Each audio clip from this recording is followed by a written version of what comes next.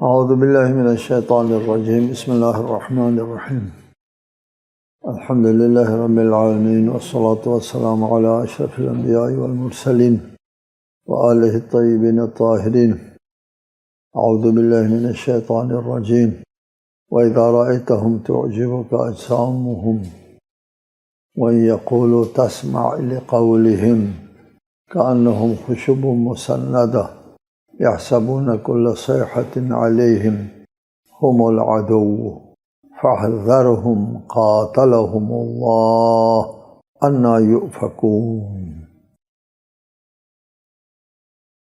منافقین کا ذکر ہے۔ جب آپ انہیں یعنی منافقین دیکھ لیں تو ان کے جسم آپ کو بھلے معلوم ہوں گے، اور جب وہ بولیں تو آپ ان کی باتیں توجہ سے سنتے ہیں، مگر وہ ایسے بے روح ہیں گویا کہ وہ دیوار سے لگائی گئی لکڑیاں ہیں، ہر آواز کو اپنے خلاف تصور کرتے ہیں۔ یہی لوگ بڑے دشمن ہیں، لہذا آپ ان سے محتاط رہیں، اللہ انہیں ہلاک کرے، یہ کہاں بھٹکے جا رہے ہیں۔ روایت کے مطابق رئیس المنافقین عبداللہ ابن ابی کا ذکر کیا پہلے کہ اس کو بادشاہ بنانا چاہتے تھے۔ یہ قبیلہ خزرج کا بزرگ تھا۔ مدینہ کے دونوں قبیلوں اوس اور خزرج دونوں آپس میں اس بات پر اتفاق کیا تھا، دونوں نے اتفاق کیا تھا کہ ہم نے اس عبداللہ ابن ابی کو بادشاہ بنانا ہے۔ اس کے لیے تاج بھی بنا دیا گیا تھا۔ اسی اثناء میں مدینہ میں اسلام کا طلوع سورج ہو گیا، اسلام کا سورج طلوع ہو گیا، جس کی وجہ سے یہ پروگرام دھرا کا دھرا رہ گیا۔ اس کا عبداللہ ابن ابی کو بڑا صدمہ ہوا۔ ظاہر ہے وہ بادشاہ بننے والا تھا، اسلام کی وجہ سے نہیں بن سکا تو کوئی اسلام سے زیادہ اس کے باعث ضرر کون سی چیز ہو سکتی۔ بعد میں اس نے پورا معاشرہ مسلمان ہو گیا تھا، کوئی نہیں بچا تھا، تو اس نے بھی کلمہ پڑھ دیا بالآخرہ، لیکن قلباً وہ اسلام کے ساتھ دشمنی کرتا رہا۔ وَإِذَا رَأَيْتَهُمْ تُعْجِبُكَ أَجْسَامُهُمْ، کہتے ہیں یہ عبداللہ ابن ابی جو ہے بلند قامت انسان تھا، جو قد و قامت میں بہت وہ تھا اور بولنے میں بھی تیز تھا۔ جب وہ بات کرتا تو اس کی فصاحت، خوش کلامی اور چرب زبانی کی وجہ سے لوگ اس کی باتوں کی طرف متوجہ ہو جاتے تھے۔ چنانچہ بعض روایت کے مطابق یہ شخص جمعہ کے خطبے سے پہلے رسول اللہ کی حمایت میں اٹھ کر باتیں کرتا تھا۔ اندر سے کافر ہے اور باہر سے دوسروں سے بھی بڑھ چڑھ کر کے باتیں کرتا تھا۔ کأنہم خشب مسندہ، منافقین کی حالت ایسی ہے جیسے دیوار سے لگی ہوئی لکڑیاں ہیں۔ لکڑیاں اگر چھت کے اوپر ہے تو پھر کارآمد ہوتی ہے، دیوار کے ساتھ لگی ہوئی ہوتی ہے تو بیکار وجود ہے یہ۔ وہ بے شعور لکڑی کی طرح ہیں۔ یحسبون کل صیحۃ علیہم ہم العدو، بستی میں کبھی بھی کہیں سے کوئی شور کی آواز آتی تو یہ خیال کرتے کہ یہ ہمارا راز فاش ہو گیا، ہمارے خلاف کوئی آواز اٹھ رہی ہے۔ یحسبون کل صیحۃ، ہر آواز کو اپنے خلاف تصور کرتا، چونک جاتا تھا، کیونکہ اندر سے مجرم ہے، اور کوئی شور شرابہ کی آواز آتی تو خیال کرتا تھا اوہ اوہ ہمارا راز فاش ہوا ہوگا، ہمارے خلاف یہ شور اٹھا ہوا ہوگا، ہر وقت یہ ڈر لگا رہتا تھا ان کو۔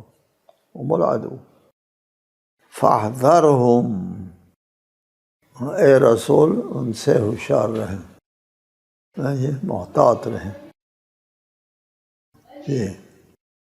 یہ جس طرح ایک کھلے دشمن سے انسان محتاط رہتا ہے، اسی طرح ان لوگوں سے محتاط رہیں اور ان کے اسلام کے ظاہر کرنے سے کہیں دھوکے میں نہ آئیں۔ قاتلہم اللہ، اللہ ان سے زندگی کی نعمت چھین لے، یہ لعنت کی طرح ہر قسم کے رحمت یا رحمت حیات سے دور کرنے پر مشتمل لعنت، یعنی ایک ایسی لعنت ان کے اوپر جس کے تحت رحمت، لعنت کہتے ہیں رحمت دور ہونے۔ یہ لعنت جو ہے اس قسم کی لعنت ہے کہ قاتلہم اللہ، اللہ ان کو ان سے حیات کی نعمت چھین لے، انا یؤفکون، یہ ابدی سعادت کو چھوڑ کر کس طرف جا رہے ہیں یہ لوگ۔ وَإِذَا قِيلَ لَهُمْ تَعَالَوْا يَسْتَغْفِرْ لَكُمْ رَسُولُ اللَّهِ لَوَّوْا رُؤُوسَهُمْ وَرَأَيْتَهُمْ يَصُدُّونَ وَهُمْ مُسْتَكْبِرُونَ، اور جب ان سے کہا جائے آؤ اللہ کا رسول تمہارے لیے مغفرت مانگے تو وہ سر جھٹک دیتے ہیں، اور آپ دیکھیں گے کہ وہ تکبر کے سبب آنے سے رک جاتے ہیں۔ جی، عبداللہ ابن ابی اپنے نجی محفلوں میں رسول اللہ کے خلاف غلیظ باتیں کرتا تھا، اور ایک مجلس میں زید ابن ارقم بیٹھا تھا۔ زید ابن ارقم بچہ تھا اس وقت۔ جی، اس وقت زید ابن ارقم بچہ ہونے کی وجہ سے انہوں نے اس کو اعتنا میں نہیں لایا اور باتیں کی رسول اللہ کے خلاف۔ جی، زید ابن ارقم بچہ تھا، یا اس نے یہ باتیں سنی کہ رسول اللہ کو آ کر کے زید ابن ارقم نے وہ ساری باتیں بتا دی، عبداللہ ابن ابی آپ کے خلاف اس قسم کی غلیظ باتیں کر رہا ہے۔ بعد میں اس نے کہا نہیں میں نے کوئی ایسی بات نہیں کی ہے وغیرہ، تو لوگ مان گئے۔ وہ چونکہ بولنے میں تیز تھا یہ منافق، اس لیے لوگوں کو قائل کر دیا، لوگ مان گئے نا، نہیں کہا ہے، بچے کو غلط فہمی ہوئی ہے۔ لیکن زید بن ارقم کی تائید میں قرآن نازل ہوتا ہے جی، کہ اس نے غلیظ باتیں کی، کہ اور استغفار کے لیے جب ان کو بلایا گیا تو تکبر سے اس نے سر جھٹک دیا، اور رسول اللہ کی خدمت میں آنے کے لیے وہ آمادہ نہیں ہوا۔ سواء علیہم استغفرت لهم ام لم تستغفر لهم لن یغفر اللہ لهم ان اللہ لا یہدی القوم الفاسقین، ان کے لیے یکساں ہے، خواہ آپ ان کے لیے مغفرت طلب کریں یا نہ کریں، اللہ انہیں ہرگز معاف نہیں کرے گا۔ منافق کو معاف نہیں ہو سکتا، اللہ یقیناً فاسقین کو ہدایت نہیں کرتا۔ جی، لا یہدی القوم الفاسقین۔ یہاں بھی اگر کوئی شخص قابل ہدایت نہیں ہے، اس میں ہدایت کی اہلیت نہیں ہے، تو ان کو ہدایت نہیں ملتی، اہلیت نہ ہونے کی وجہ سے نہیں ملتی، نہیں کہ ہدایت دینے والا اس کو ہدایت دینے کے لیے بخل کرتا ہے، ایسا نہیں ہے، خود اس میں ظرفیت نہیں ہوتی کہ ہدایت کو وہ اپنے اندر لے لیں۔ اس وجہ سے اس کے لیے استغفار فائدہ مند نہیں ہے۔ کیا استغفار؟ وہ جرم میں اور کفر میں، نفاق میں ملوث ہے ہر آن ہر وقت، اور ہر آن کفر و نفاق میں ملوث ہوتے ہوئے بھی اس کو مغفرت کی دعا مؤثر ہو سکتی ہے؟ ممکن نہیں۔ ان اللہ لا یہدی القوم الفاسقین۔ انسان جب فسق و فجور میں ملوث ہے تو اللہ اس کو ہدایت نہیں دیتا۔ ہاں البتہ اگر وہ فسق و فجور کو ترک کرے، باہر آ جائیں ایک مرتبہ، پھر اللہ تعالیٰ اس کی طرف متوجہ ہوتا ہے اور قابل ہدایت بنتا ہے، یہ اہلیت اس میں آ جاتی ہے۔ تو ہاں مشرک جب تک شرک میں ہے وہ قابل ہدایت نہیں ہے۔ اب وہ شرک کو چھوڑ کر کے اسلام کی طرف آ جائے تو پہلے جتنا بھی شرک گناہ کیا ہے وہ قابل عفو ہے۔ جی، اسلام کے دائرے میں آنے کے بعد اس میں ظرفیت آتی ہے، اہلیت آتی ہے، استحقاق آتا ہے۔ هم الذين يقولون لا تنفقوا على من عند رسول الله حتى ينفضوا ولله خزائن السماوات والأرض ولكن المنافقين لا يفقهون يقولون لئن رجعنا إلى المدينة ليخرجن الأعز منها الأذل ولله العزة ولرسوله وللمؤمنين ولكن المنافقين لا يعلمون۔ یہ وہی لوگ ہیں جو کہتے ہیں جو لوگ رسول اللہ کے پاس ہیں ان پر خرچ نہ کرنا۔ یہ جو انصار ہیں مہاجرین کے اوپر خرچ نہ کرنا، یہاں تک کہ یہ بکھر جائیں، چلے جائیں یہاں سے، حالانکہ آسمانوں اور زمین کے خزانوں کا مالک اللہ ہی ہے، لیکن یہ منافق سمجھتے نہیں ہیں۔ کہتے ہیں اگر ہم مدینہ لوٹ کر جائیں تو عزت والا ذلت والے کو وہاں سے ضرور نکال باہر کرے گا۔ یہ کسی لڑائی میں جنگ میں باہر گئے ہوئے تھے، اس میں انہوں نے کہا کہ ہم مدینہ پہنچ جائیں گے تو ہم ان سب کو نکال باہر کریں گے، ان لوگوں نے کہا، جبکہ عزت تو اللہ اور اس کے رسول اور مومنین کے لیے ہے، لیکن منافقین نہیں جانتے۔ ینفض، النفض منتشر ہونے کو کہتے ہیں، حتی ینفض، منتشر ہونے تک، لا تنفقو، ان کے اوپر خرچ نہ کرو۔ یہ باتیں بھی عبداللہ ابن ابی نے کی تھی اور زید ابن ارقم نے سنا تھا، اور زید ابن ارقم نے رسول اللہ کی خدمت میں آ کر کے یہ باتیں بیان کی تھی کہ عبداللہ ابن ابی اپنی کسی نجی محفل میں یہ باتیں کر رہا ہے۔ جی، بعد میں اس نے انکار کیا، لوگوں نے ابی کی تصدیق کی اور زید ابن ارقم کی ملامت کی، یہ بچہ ہے، نادان ہے، نافہم ہے۔ بعد میں آیت نازل ہوئی جن میں زید ابن ارقم کی باتوں کی تصدیق ہوئی۔ جی، وَلِلَّهِ خَزَائِنُ السَّمَاوَاتِ وَالْأَرْضِ، آسمانوں اور زمین کے خزانوں کا مالک اللہ ہے۔ یہ کون ہوتے ہیں کہ لا تنفقوا علی من عند رسول اللہ کہنے والا؟ رسول اللہ کے پاس جو لوگ بیٹھے ہیں ان پر کوئی پیسہ خرچ نہ کرو، یہ ان پیسوں کے تم مالک ہے، خدا مالک ہے۔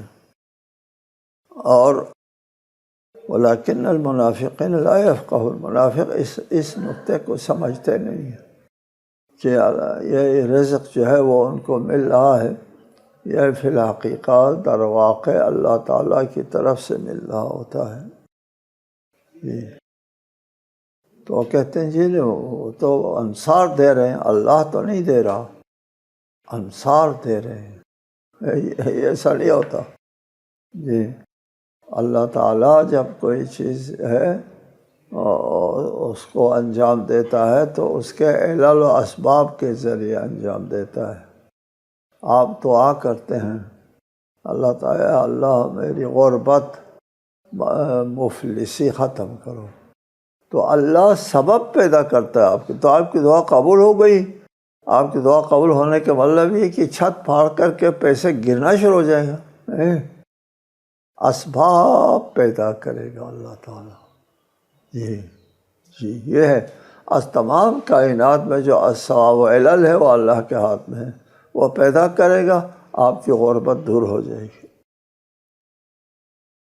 لیکن یہ لوگ نہیں سمجھتے، ان لوگوں کا یہ خیال ہوتا ہے کہ یہ انصار ہی پال رہے ہیں مہاجرین کو، اور مہاجرین کو انصار نہ دیں تو وہ کہاں سے کھائیں گے؟ اور یہ سمجھتے نہیں اس نقطے کو۔ یقولون لئن رجعنا، وہ کہتے ہیں واپس مدینہ پہنچ کر ہم ان ذلیلوں کو مدینہ سے نکال باہر کریں گے، مہاجرین کو، یہ باہر سے آئے ہوئے جو اجنبی لوگ ہیں۔ یہ غزوہ المستلق کے موقع پر دشمن کو شکست دینے کے بعد ایک مہاجر اور ایک انصار میں پانی کے مسئلے پر جھگڑا ہو گیا۔ مہاجر اور انصار میں جھگڑا ہو گیا تو اس انصار نے انصار کو پکارا تو انصار والے جمع ہو گئے، ادھر مہاجرین کو پکارا اور مہاجرین جمع ہو گئے، آپس میں لڑائی ہونے کا خطرہ لاحق ہو گیا۔ مہاجر اور انصار میں لڑائی کا خطرہ لاحق ہو گیا۔ رسول مآب صلی اللہ علیہ وآلہ وسلم نے درمیان میں آ کر کے اس جھگڑے کو ختم کیا۔ لیکن اس واقعے کے بعد دیگر منافقین عبداللہ ابن ابی کے پاس جمع ہو گئے، اور تو ابی نے ان سے کہا، اپنے ہمراز لوگوں سے کہا، ٹھیک ہے ابھی ہم کو لڑنے نہیں دیا اس شخص نے، یعنی رسول اللہ نے، اور ہم مدینہ پہنچ کر کے دکھا دیں گے ان کو، کہ ہم ان کو یہاں سے نکال باہر کریں گے، اور انصار سے کہیں گے کہ ان کے اوپر مال خرچ نہ کرو۔ انصار اور مہاجرین میں لڑائی ہو رہی تھی نا، تو اس کے نتیجے میں یہ بغض اور عداوت کا اظہار اس طرح کرو کہ تم انصار جو ہے وہ مہاجرین کے وہ ایک پیسہ نہ دیو، پھر یہ نکل جائیں گے۔ پھر وہ لوگ تم ایک پیسہ نہ دو تو یہ اپنے بالادستی چھوڑ کر کے یہاں سے واپس جائیں گے۔ یہ سارا واقعہ اس مجلس میں زید ابن ارقم بیٹھا تھا۔ زید ابن ارقم نے یہ سارا واقعہ رسول اللہ کو سنا دیا کہ عبداللہ ابن ابی یہ باتیں کر رہا تھا، اور جس پر زید ابن ارقم کی تائید میں یہ آیت نازل ہوئی ہے، وَلِلَّهِ الْعِزَّةُ وَلِرَسُولِهِ وَالْمُؤْمِنِينَ۔ عزت، یہ اس نے کہا تھا نا، اس میں سے عزت والا ذلت والوں کو نکالیں گے۔ عزت خدا رسول کے پاس ہے، تمہارے پاس عزت کہاں ہے؟ یا ایھا الذین آمنوا لا تلھکم اموالکم ولا اولادکم عن ذکر اللہ ومن یفعل ذلک فاولئک هم الخاسرون۔ اے ایمان لانے والو، تمہارے اموال اور تمہاری اولاد ذکر خدا سے تمہیں غافل نہ کر دیں، اور جو ایسا کرے گا وہ خسارہ اٹھانے والوں میں سے ہوگا۔ مال اور اولاد تقرب اللہ کا ذریعہ بن جائیں تو مال کو خدا نے خیر سے تعبیر کیا ہے، ان ترک خیرا الوصیہ، اگر خیر چھوڑ جائے تو وصیت کرو۔ مال کو خیر کہا ہے۔ مال بہترین ذریعہ ہے رضائے رب حاصل کرنے کے۔ انفاق فی سبیل اللہ بڑا درجہ ہے۔ وہ انفاق کہاں ہوتا ہے؟ جہاں آپ مال موجود ہے، تو مال بہت بڑی چیز ہو گئی نا، مال کی مذمت نہیں ہے۔ یہ اولاد بھی صحیح ہے کہ اولاد زندہ ہے تو پھر آپ کی مدد کرتے ہیں، اعانت کرتے ہیں، اور آپ کے جانے کے بعد آپ کے لیے فاتحہ کرتے ہیں، اور آپ کے لیے ایصال ثواب کے امور انجام دیتے ہیں۔ باقیات صالحات کہتے ہیں اس کو، باقیات صالحات، نیک اولاد کو۔ نیک اولاد حلال مال دونوں غنیمت ہے، ان کی کوئی مذمت نہیں ہے۔ خود دنیا، حیات دنیا، دنیاوی زندگی کی بھی ہمیشہ مذمت نہیں ہے۔ جہاں بھی مال کی مذمت ہے اولاد کی اور دنیا کی مذمت ہے، اس دنیا کی مذمت ہے جو آخرت کے مقابلے میں آتی ہے۔ یا آخرت یا دنیا کرتے ہیں لوگ، اور اگر وہ مال اور دنیا کی زندگی آخرت کے لیے ہے، دنیا مزرعۃ الآخرہ، دنیا آخرت کے لیے کھیتی ہے، تو کھیتی کو بھی وہی اہمیت حاصل ہے جو فصل کو ہے۔ فصل اٹھانا ہے قیامت کے دن، کہاں سے فصل اٹھانا ہے؟ دنیا کی کھیتی سے اٹھانا ہے۔ تو دنیا بہت قیمتی ہو گیا، دنیا بہت قیمتی ہے، اس کی مذمت نہیں ہے، اس دنیا کی مذمت ہے جو آخرت کے مقابلے میں آتی ہے۔ یا دنیا یا آخرت کرتے ہیں لوگ۔ اور اگر کوئی شخص دنیا کو آخرت کے لیے استعمال کرتا ہے، جیسے انبیاء نے کیا، صلحاء نے کیا، مومنین نے کیا ہے، تو اس کے لیے دنیا بہترین چیز ہے، مال بھی بہترین چیز ہے، اولاد بھی بہترین چیز ہے۔ اولاد باقیات صالحات کہتے ہیں اولاد کو۔ وَأَنفِقُوا مِمَّا رَزَقْنَاكُم مِّن قَبْلِ أَن يَأْتِيَكُمْ أَحَدَكُمُ الْمَوْتُ فَيَقُولَ رَبِّ لَوْلَا أَخَّرْتَنِي إِلَىٰ أَجَلٍ قَرِيبٍ فَأَصَّدَّقَ وَأَكُن مِّنَ الصَّالِحِينَ۔ وَأَنفِقُوا مِمَّا رَزَقْنَاكُم، اور جو رزق ہم نے تمہیں دے رکھا ہے اس میں سے خرچ کرو، قبل اس کے کہ تم میں سے کسی کو موت آ جائے، پھر وہ کہنے لگے اے میرے پروردگار تو نے مجھے تھوڑی سی مہلت کیوں نہ دی تاکہ میں صدقہ دیتا، فاصدق، اور میں بھی صالحین میں سے ہوتا۔ جی، موت کے قریب آنے کے بعد حقیقت کا انکشاف ہوتا ہے، ساری حقیقت کھل کر سامنے آتی ہے۔ ٹھیک ہے جی، یہ روح اور جسم میں باہم ربط ہوتا ہے، اور روح جو ہے وہ جسم کو استعمال میں لے آتا ہے جب ان دونوں کے درمیان میں رابطہ مضبوط ہوتا ہے، اور جب موت آ جاتی ہے تو پھر جسم تو چلا گیا، ختم ہو گیا، روح ہی روح، پھر روح ہر چیز کو سمجھ لیتی ہے۔ اس وقت اس نے جو کچھ کیا ہے پوری زندگی میں، سارا کیا دھرا سامنے آتا ہے، کب؟ مرتے وقت، جی، اب سامنے آتا ہے اور پتہ چلتا ہے۔ دوسرے لفظوں میں انسان کے سامنے جب موت آ جاتی ہے اس وقت اس کو آئندہ کے بارے میں خبر دی جاتی ہے۔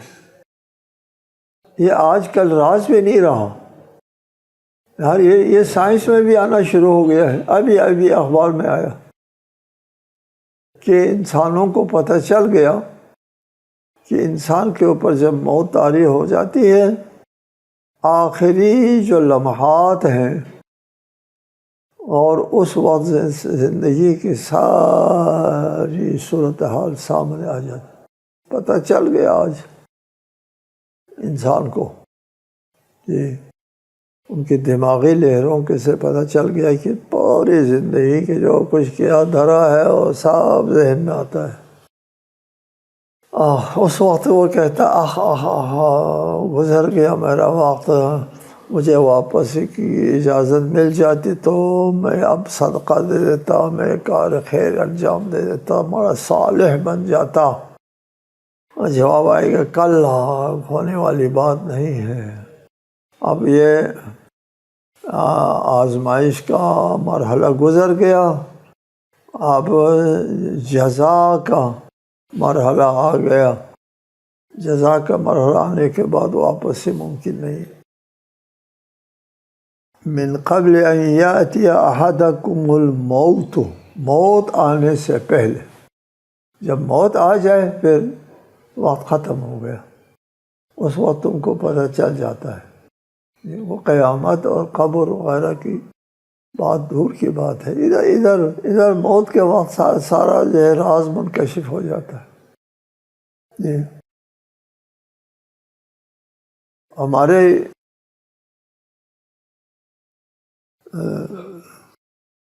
نہایت قابل احترام سائنسدان نوید امام صاحب ایک لیکچر میں کہہ رہے تھے کہ ان کے سامنے ایک کھوپڑی آ گئی ایک انسان کے وہاں کینیڈا میں. پھر اس کھوپڑی کے اوپر ان لوگوں نے آزمائش کی تو پتہ چلا کہ کھوپڑی دماغ جو ہے اس وقت بھی باہر ہونے والی باتوں کے اثرات وصول کر رہا تھا. یہ مرا ہوا ہے، انسان مرا ہوا، لیکن دماغ بہت دیر کے بعد مرتا ہے. وہ اثرات وصول کر رہا تھا دماغ، پتہ چل گیا ہوں. اسی سے وہ کہہ رہے تھے، اسی سے ہمارے جو قبر میں ہم تلقین کرتے ہیں، اسمع افہام جو کہتے ہیں، یہ وہ قابل سماعت و قابل فہم میں ہوتا ہے. یہ مردہ قبر میں جی اس وقت اس کا دماغ کام کر رہا ہوتا ہے اسی حد تک. مزہ آ گیا جی. تو انسان کا دماغ جو ہے وہ اس وقت اس آیت میں فرمایا من قبل ان یاتی احدکم الموت، موت آنے سے پہلے. وَلَن يُؤَخِّرَ اللَّهُ نَفْسًا إِذَا جَاءَ أَجَلُهَا وَاللَّهُ خَبِيرٌ بِمَا تَعْمَلُونَ. اور جب کسی کا مقرر وقت آ جاتا ہے تو پھر اللہ اسے ہرگز مہلت نہیں دیتا، اور جو کچھ تم لوگ کرتے ہو اللہ اس سے خوب باخبر ہے. جب مقرر وقت آ جاتا ہے، اجل آ جائے گا، موت آ جائے گی، یہ امتحان کا مرحلہ ختم ہو جائے گا، آزمائش کا مرحلہ ختم ہو جائے گا، اور عمل کا مرحلہ ختم ہو گیا، جزائے عمل کا مرحلہ آ گیا. اس وقت لن یؤخر اللہ، اب تاخیر نہیں، اب مہلت نہیں ملا کرے گی.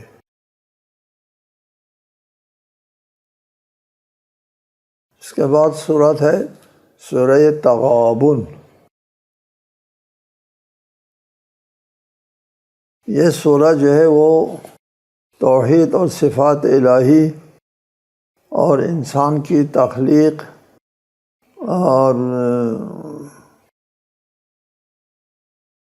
اور انسان کو اپنے اعمال پر نظر رکھنے، غافل نہ رہنے کا حکم وغیرہ پر مشتمل ہے.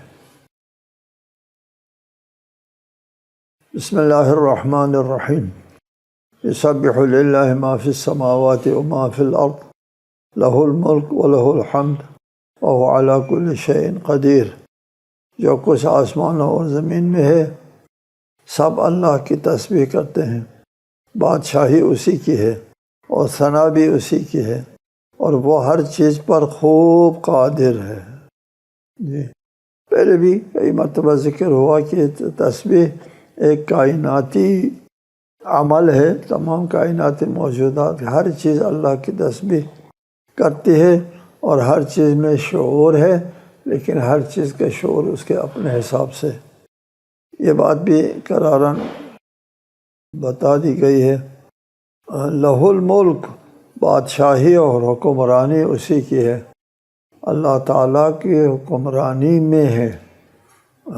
یہ تخلیق میں بھی اور بقا میں بھی اللہ کی حکمرانی ہے کائنات کے اوپر. کائنات کو اللہ تعالیٰ نے عدم سے وجود میں لے آیا، اور اس میں اللہ تعالیٰ کی حکمرانی سے وجود میں آیا. اللہ نے کہا ہو جاؤ کہ اس کو ہونا پڑا. جی صحیح. اور کائنات کی بقا بھی اللہ تعالیٰ کی سلطنت و حکمرانی کے تحت ہے. بقا بھی وجوداً و بقاءً اللہ تعالیٰ کے محتاج ہے یہ کائنات. اگر ایک فرض کرتے ہیں، اگر اللہ تعالیٰ ایک لمحے کے لیے بھی اس کائنات سے ہاتھ اٹھا دیں تو یہ کائنات صفحے نیستی میں چلا جائے، ختم ہو جائے، مٹ جائے۔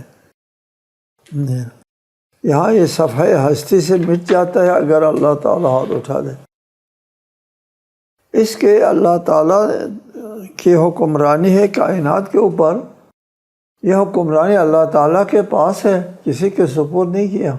یہ مشرکین جو کہتے ہیں، مشرک یہی تو کہتے ہیں کہ اللہ تعالیٰ نے کائنات کو خلق کیا ہے اور تدبیر کائنات، رزق، مسق، فتح، نصرت، شادی، بیاہ وغیرہ جو ہے وہ باقی جو شریک ہے اللہ کے ساتھ، جو شریک ہے ہمارے خدائیں، ان کے ہاتھ میں، اللہ کے ہاتھ میں نہیں، اللہ نے خلق کیا بس۔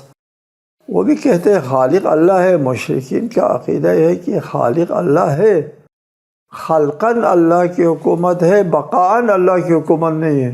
ان باقی ہمارے جو خداؤں کی حکومت ہے، وہ مشرکین کا عقیدہ یہ ہے، اور اسی کے خلاف انبیاء مبعوث ہوئے ہیں کہ اللہ تعالیٰ حاکم ہے اس کائنات کے، جی، خلقاً و بقاءً لہ الملک، جی وجوداً و بقاءً، یہ کائنات اللہ کے محتاج ہے، جس طرح وجوداً محتاج ہے اللہ، بقاءً بھی اللہ تعالیٰ کے محتاج ہے۔ یہ مطلب ہے لہ الملک، بادشاہی صرف اسی کی ہے، کسی اور کے یہاں بس نہیں چلتا۔ وَلَهُ الْحَمْدُ، حمد و ستائش بھی اللہ تعالیٰ کے شان کے لیے مختص ہے۔ وَلَهُ الْحَمْدُ، حمد اسی کے ساتھ مختص ہے، یہ صرف اللہ کے لیے، غیر اللہ کے لیے کوئی حمد نہیں ہے۔ کیا بات کرتے ہیں آپ؟ ہم بہت سے لوگوں کی تعریف کرتے ہیں، آپ بہت فاضل ہے، ماہر ہے، عالم ہے، ماہر ہے، یہ وہ، تو پھر یار یہ سب اللہ کا دعا ہے، اللہ کی طرف سے عطا کردہ ہے، اللہ کی طرف سے ہے، اس کی اپنی ذات کی طرف سے نہیں ہے۔ جب ہم کسی انسان کے کمالات کی تعریف کرتے ہیں تو پھر اس کا مطلب اللہ تعالیٰ کی کمالات کی تعریف ہے۔ یہ بذات خود کمالات کا مالک نہیں ہے۔ اللہ سے ہٹ کے دکھاؤ کوئی شخص بذات خود کمال کا مالک ہو، پھر ہم مانتے ہیں کہ اللہ سے ہٹ کے یہ خود مالک بن گیا ہے، لہٰذا یہ ستائش کے بھی لائق ہے اللہ کے ساتھ، اللہ بھی لائق ہے، یہ بھی لائق ہے۔ لہ الحمد صادق نہیں آئے گا اس وقت، ایسا نہیں ہے، اللہ سے ہٹ کے کسی کو کوئی چیز حاصل نہیں ہوتی۔ وَهُوَ عَلَىٰ كُلِّ شَيْءٍ قدیر، اللہ تعالیٰ ہر چیز کے اوپر قدرت رکھتا ہے۔ انسان اگر کسی پر قدرت رکھتا ہے تو پھر اسباب و وسائل کو ذریعہ بناتا ہے، پھر وہ اس کو بجا لاتا ہے۔ ہم قادر ہوتے ہیں، ہم گھر بنانے پر قادر ہے تو پھر اسباب و وسائل فراہم کرتے ہیں، پھر گھر بنتا ہے۔ وہ اسباب و وسائل اللہ تعالیٰ کی طرف سے ہوتا ہے۔ اللہ تعالیٰ کے لیے کسی اسباب و وسائل کی ضرورت نہیں ہے۔ اذا اراد شیئا ان یقول له کن فیکن، ایک ارادہ کن، ایک امر چلتا ہے، اللہ تعالیٰ نے ارادہ کر دیا، وہ چیز وجود میں آ گئی۔ لہٰذا اللہ جو ہے علی کل شیء قدیر ہے، یہ وہ اسباب و علل کے محتاج نہیں ہے۔ السلام علیکم ورحمۃ اللہ وبرکاتہ۔